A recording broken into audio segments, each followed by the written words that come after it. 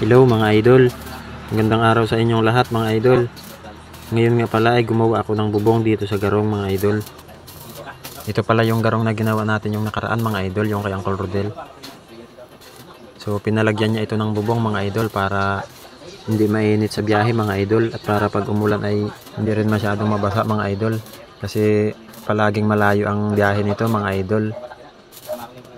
So dito mga idol, hindi na natin na-videohan yung pag-assemble nito mga idol, dahil ngayon pa lang ako nakabili ng tripod mga idol. Yung ginagamit ko kasing tripod dati mga idol, hiniram ko lang yun, kaya ito na talaga yung pandiinan mga idol. Bali pipinturahan pa natin ito mga idol ng kulay blue, para protection na rin sa kalawang mga idol, para mas maganda rin tingnan. So hanggang dito lang muna ang video natin mga idol.